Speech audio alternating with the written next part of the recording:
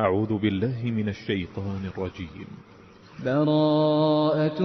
من الله ورسوله إلى الذين عاهدتم من المشركين فسيحوا في الأرض 4 أشهر واعلموا أنكم غير معجز الله وأن الله مخزي الكافرين. وأذان من الله ورسوله إلى الناس يوم الحج الأكبر أن الله بريء من المشركين ورسوله فإن تبتم فهو خير لكم وإن توليتم فاعلموا أنكم غير معجز الله وبشر الذين كفروا بعذاب أليم.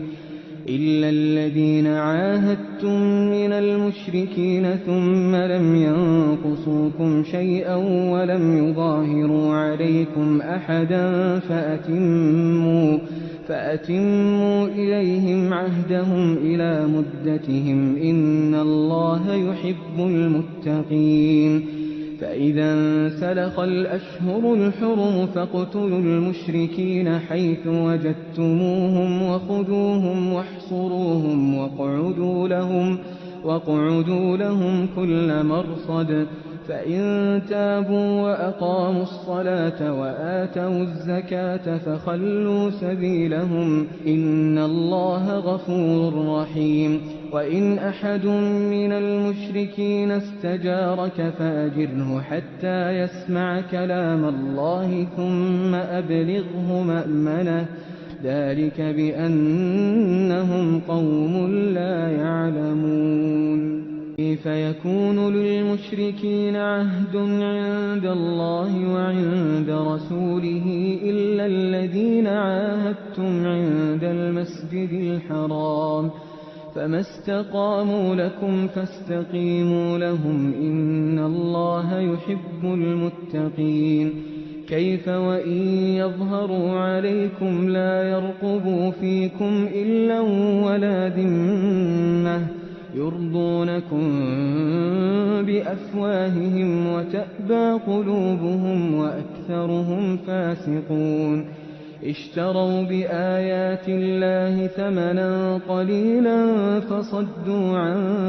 سبيله إنهم ساء ما كانوا يعملون. لا يرقبون في مؤمن إلا ولا ذمة وأولئك هم المعتدون. فإن تابوا وأقاموا الصلاة وآتوا الزكاة فإخوانكم في الدين ونفصل الآيات لقوم يعلمون. وإن نكثوا أيمانهم من بعد عهدهم وطعنوا في دينكم فقاتلوا أئمة الكفر إنهم لا أيمان لهم لعلهم ينتهون. ألا تقاتلون قوما نكثوا أيمانهم وهموا بإخراج الرسول وهم بدؤوكم أول مرة أتخشونهم فالله أحق أن تخشوه إن كنتم مؤمنين. قاتلوهم يعذبهم الله بأيديكم ويخزهم وينصركم عليهم ويشف صدور قوم مؤمنين ويذهب غيظ قلوبهم ويتوب الله على من يشاء والله عليم حكيم. أم حسبتم أن تتركوا ولما يعلم الله الذين جاهدوا منكم ولم يتخذوا من دون الله ولا رسوله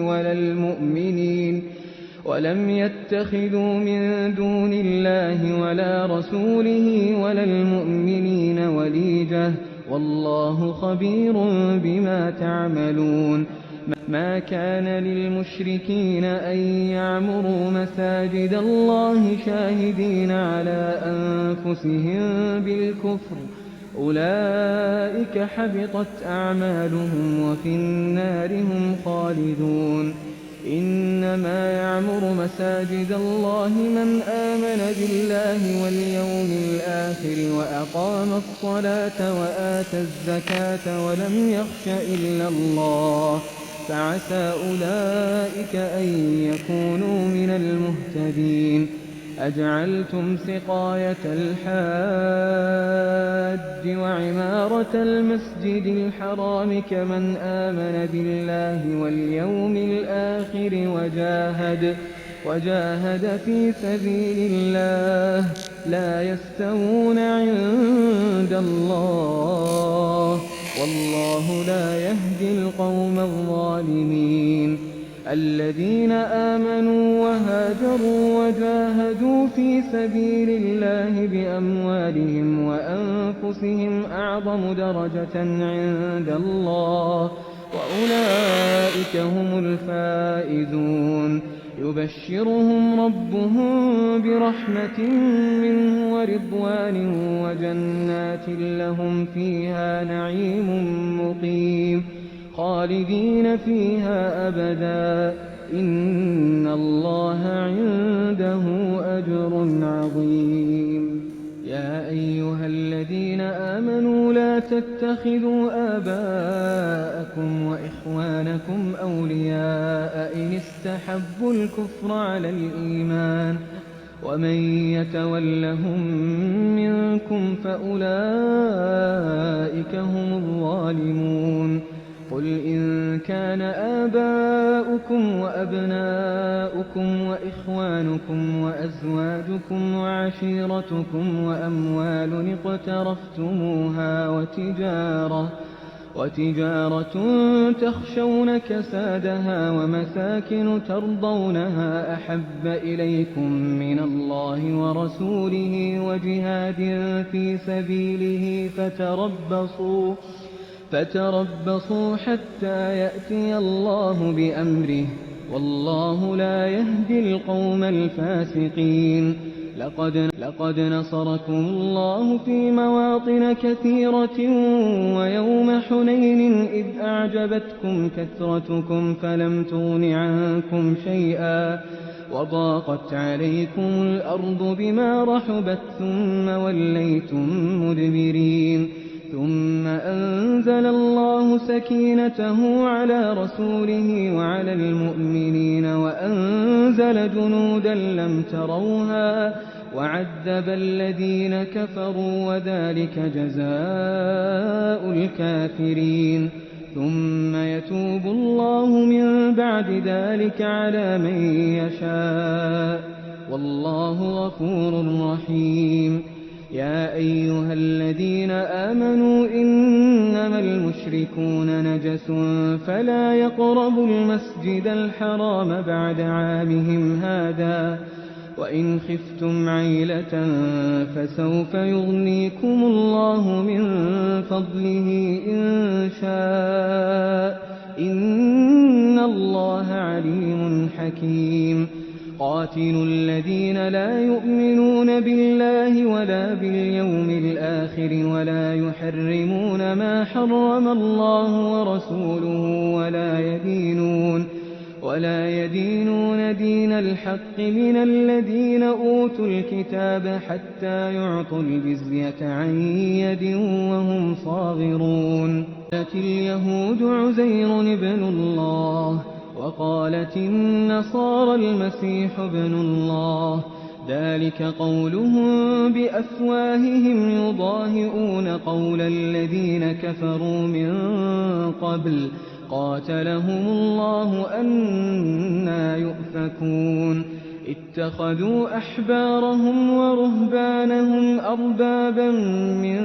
دون الله والمسيح ابن مريم وما أمروا إلا ليعبدوا إلها واحدا لا إله إلا هو سبحانه عما يشركون. يريدون أن يطفئوا نور الله بأفواههم ويأبى الله إلا أن يتم نوره ولو كره الكافرون. هو الذي أرسل رسوله بالهدى ودين الحق ليظهره على الدين كله ولو كره المشركون يا أيها الذين آمنوا إن كثيرا من الأحبار والرهبان ليأكلون أموال الناس بالباطل ويصدون عن سبيل الله والذين يكنزون الذهب والفضة ولا ينفقونها في سبيل الله فبشرهم بعذاب أليم يوم يحمى عليها في نار جهنم فتكوى بها جباههم وجنوبهم وظهورهم هذا ما كنزتم لأنفسكم فذوقوا ما كنتم تكنزون إن عدة الشهور عند الله 12 شهرا في كتاب الله يوم خلق السماوات والأرض منها 4 حرم ذلك الدين القيم فلا تظلموا فيهن أنفسكم وقاتلوا المشركين كافة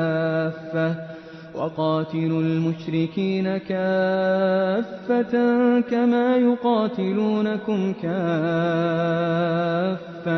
واعلموا أن الله مع المتقين إنما النسيء زيادة في الكفر يضل به الذين كفروا يحلونه عاما ويحرمونه عاما ليواطئوا عدة ما حرم الله فيحلوا ما حرم الله زين لهم سوء أعمالهم والله لا يهدي القوم الكافرين يا أيها الذين آمنوا ما لكم إذا قيل لكم انفروا في سبيل الله اثاقلتم إلى الأرض أرضيتم بالحياة الدنيا من الآخرة فما متاع الحياة الدنيا في الآخرة إلا قليل إلا تنفروا يعذبكم عذابا أليما ويستبدل قوما غيركم ولا تضروه شيئا والله على كل شيء قدير إلا تنصروه فقد نصره الله إذ أخرجه الذين كفروا ثاني اثنين إذ هما في الغار إذ يقول لصاحبه لا تحزن إن الله معنا فأنزل الله سكينته عليه وأيده بجنود لم تروها وجعل كلمة الذين كفروا السفلى وكلمة الله هي العليا والله عزيز حكيم انفروا خفافا وثقالا وجاهدوا بأموالكم وأنفسكم في سبيل الله ذلكم خير لكم إن كنتم تعلمون لو كان عرضا قريبا وسفرا قاصدا لاتبعوك ولكن بعدت عليهم الشقة وسيحلفون بالله لو استطعنا لخرجنا معكم يهلكون أنفسهم والله يعلم إنهم لكاذبون عفى الله عنك لم أذنت لهم حتى يتبين لك الذين صدقوا وتعلم الكاذبين لا يستأذنك الذين يؤمنون بالله واليوم الآخر أن يجاهدوا بأموالهم وأنفسهم والله عليم بالمتقين إنما يستأذنك الذين لا يؤمنون بالله واليوم الآخر وارتابت قلوبهم فهم في ريبهم يترددون ولو أرادوا الخروج لأعدوا له عدة ولكن كره الله بعاثهم فثبطهم وقيل اقعدوا مع القاعدين لو خرجوا فيكم ما زادوكم إلا خبالا ولأوضعوا خلالكم يبغونكم الفتنة وفيكم سماعون لهم والله عليم بالظالمين لقد ابتغوا الفتنة من قبل وقلبوا لك الأمور حتى جاء الحق وظهر أمر الله وهم كارهون ومنهم من يقول ائذن لي ولا تفتني ألا في الفتنة سقطوا وإن جهنم لمحيطة بالكافرين إن تصبك حسنة تسؤهم وإن تصبك مصيبة يقولوا قد أخذنا أمرنا من قبل ويتولوا وهم فرحون قل لن يصيبنا إلا ما كتب الله لنا هو مولانا وعلى الله فليتوكل المؤمنون قل هل تربصون بنا إلا إحدى الحسنيين ونحن نتربص بكم أن يصيبكم الله بعذاب من عنده أو بأيدينا فتربصوا إنا معكم متربصون قل أنفقوا طوعا أو كرها لن يتقبل منكم إنكم كنتم قوما فاسقين وما منعهم أن تقبل منهم نفقاتهم إلا أنهم كفروا بالله وبرسوله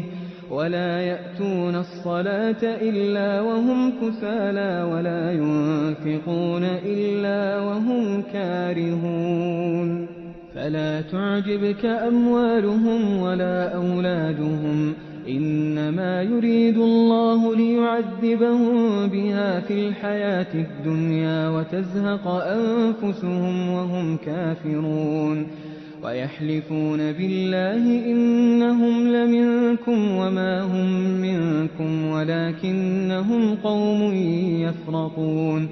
لو يجدون ملجأ أو مغارات أو مدخلا لولوا إليه وهم يجمحون ومنهم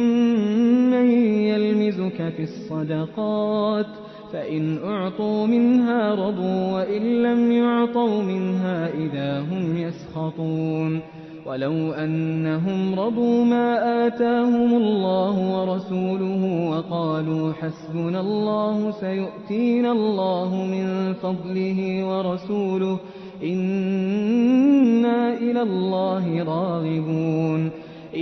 إنما الصدقات للفقراء والمساكين والعاملين عليها والمؤلفة قلوبهم وفي الرقاب والغارمين وفي سبيل الله وابن السبيل فريضة من الله والله عليم حكيم ومنهم الذين يؤذون النبي ويقولون هو أذن قل أذن خير لكم يؤمن بالله ويؤمن للمؤمنين ورحمة للذين آمنوا منكم والذين يؤذون رسول الله لهم عذاب أليم يحلفون بالله لكم ليرضوكم والله ورسوله أحق أن يرضوه إن كانوا مؤمنين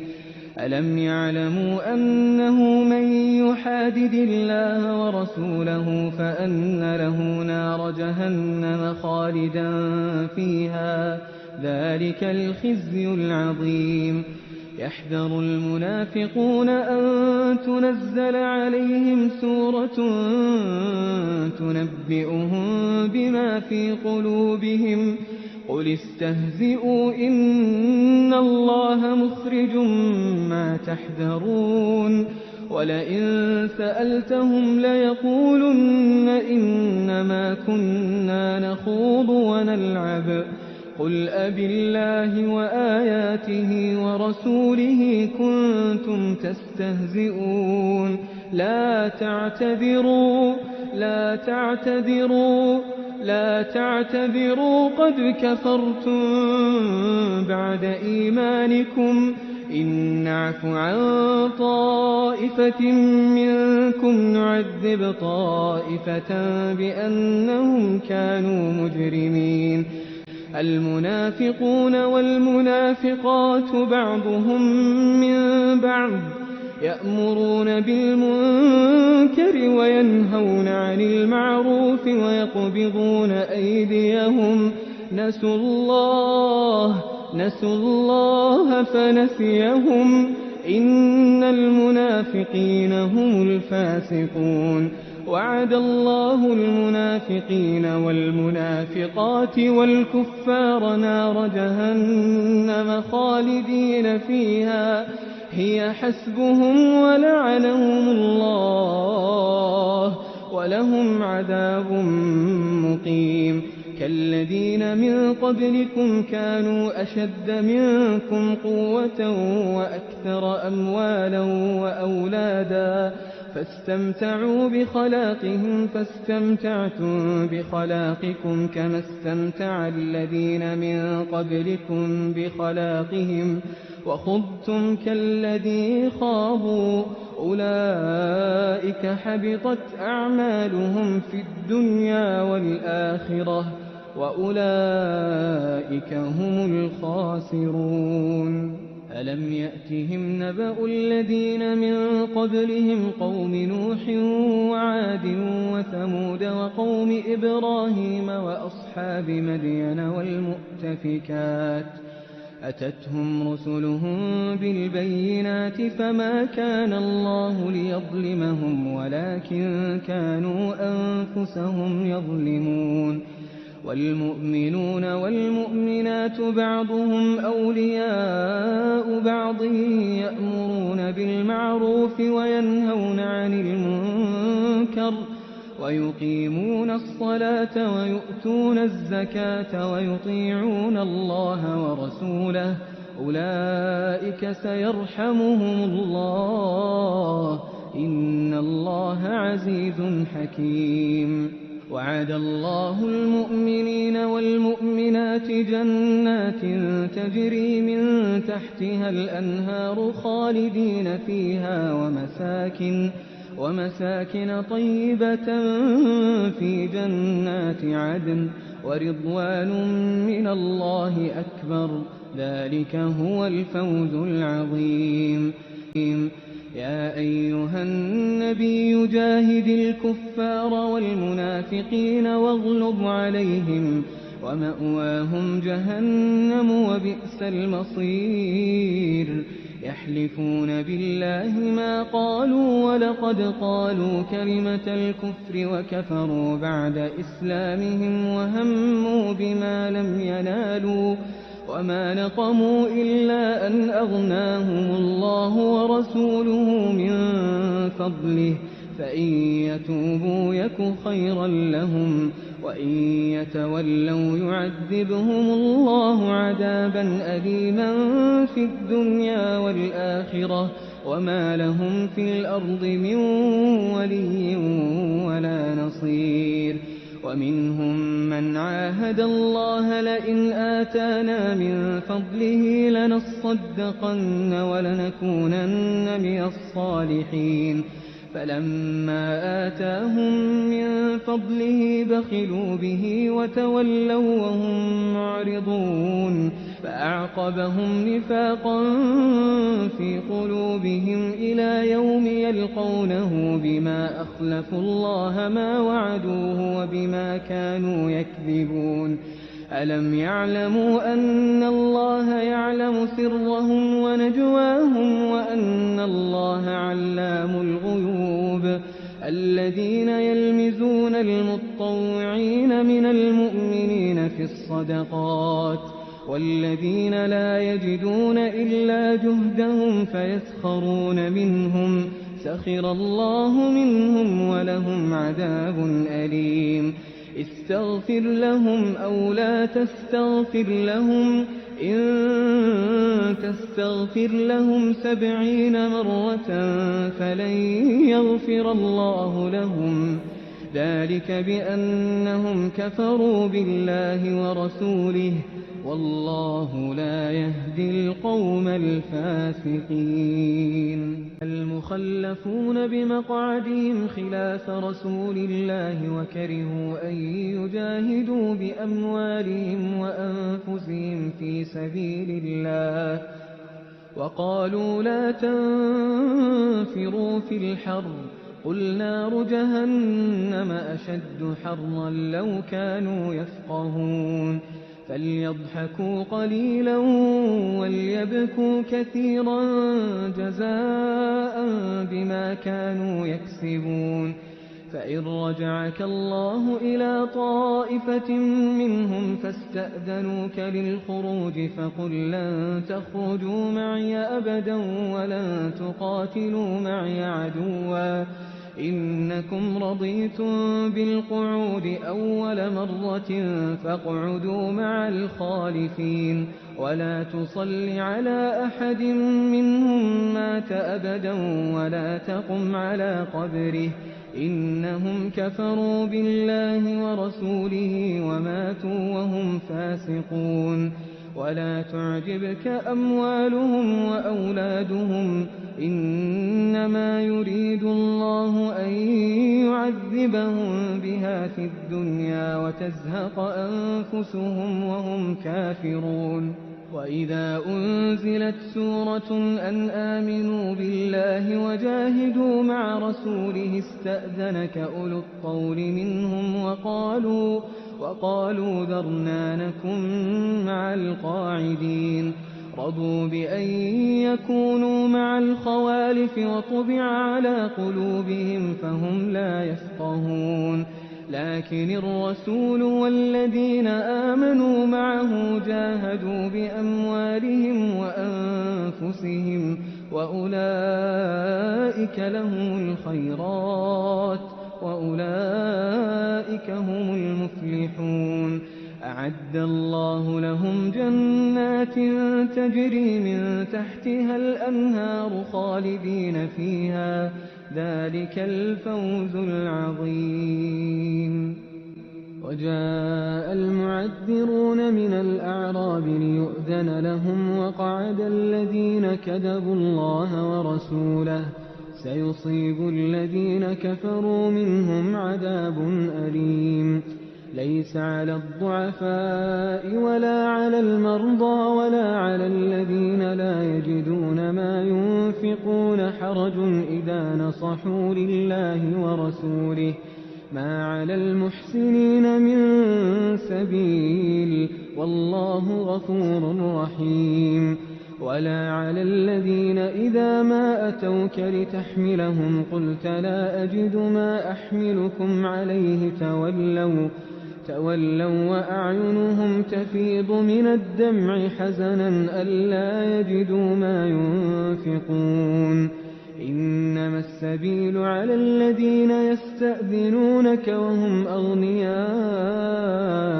رضوا بأن يكونوا مع الخوالف وطبع الله على قلوبهم فهم لا يعلمون. يعتذرون إليكم إذا رجعتم إليهم قل لا تعتذروا لن نؤمن لكم قد نبأنا الله من أخباركم وسيرى الله عملكم ورسوله ثم تردون إلى عالم الغيب والشهادة فينبئكم بما كنتم تعملون.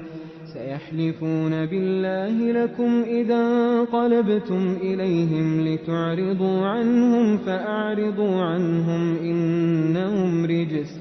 ومأواهم جهنم جزاء بما كانوا يكسبون. يحلفون لكم لترضوا عنهم فإن ترضوا عنهم فإن الله لا يرضى عن القوم الفاسقين. الأعراب أشد كفرا ونفاقا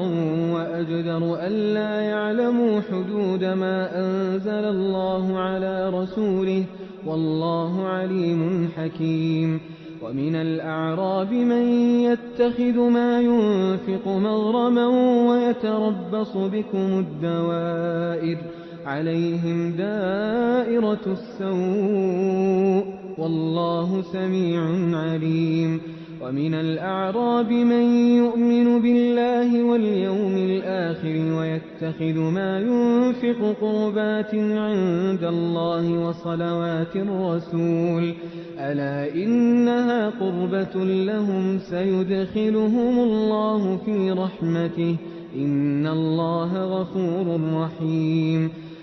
والسابقون الأولون من المهاجرين والأنصار والذين اتبعوهم بإحسان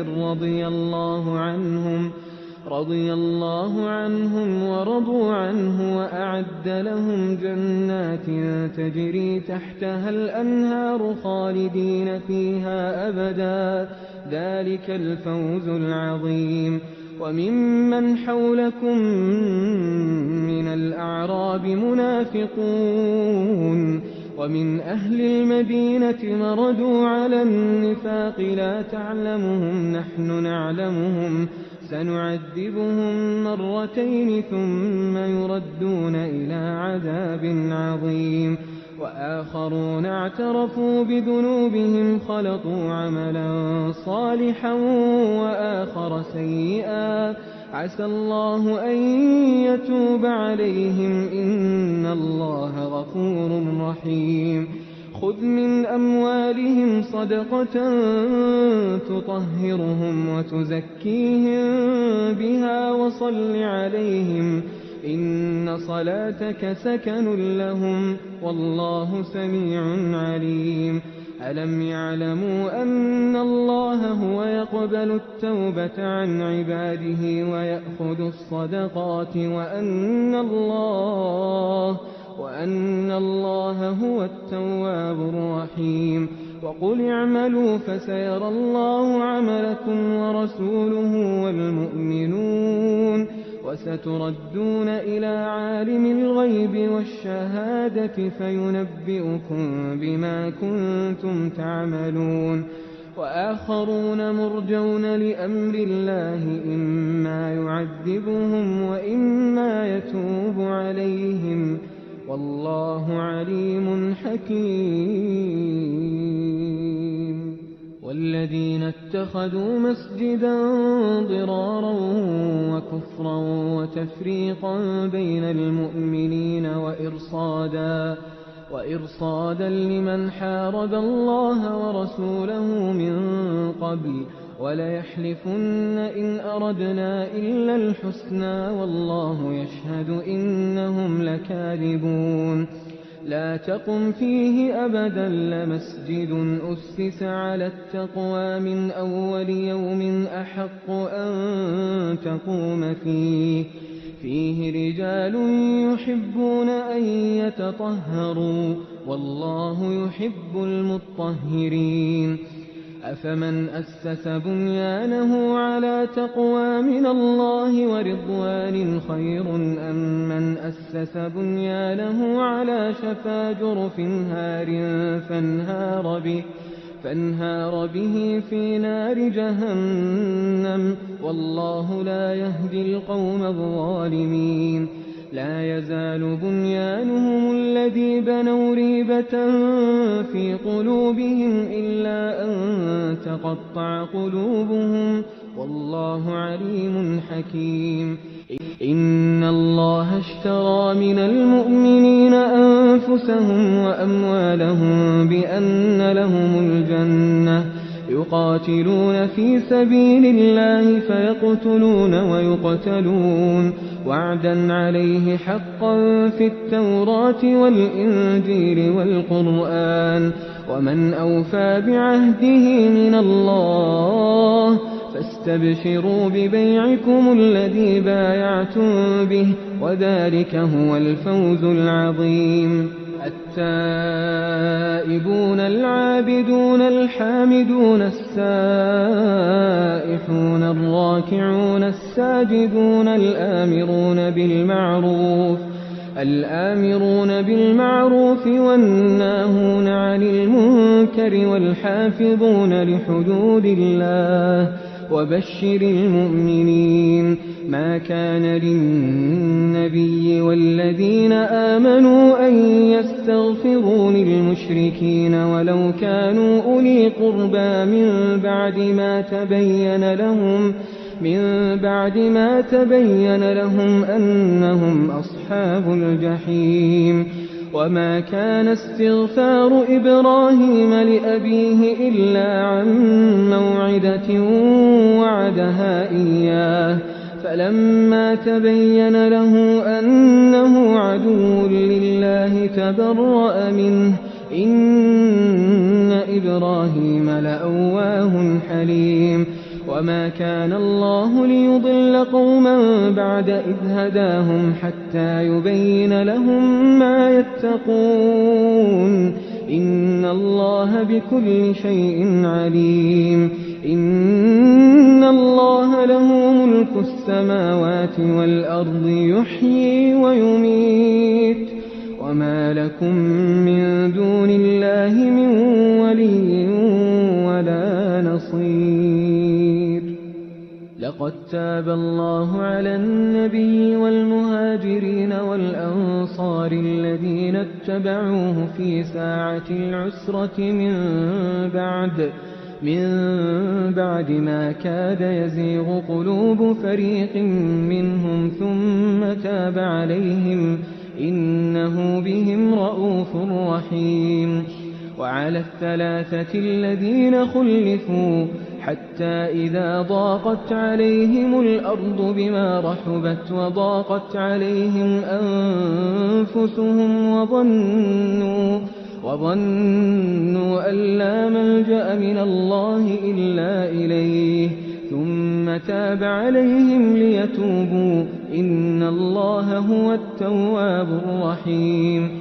يا أيها الذين آمنوا اتقوا الله وكونوا مع الصادقين. ما كان لأهل المدينة ومن حولهم من الأعراب أن يتخلفوا عن رسول الله ولا يرغبوا بأنفسهم عن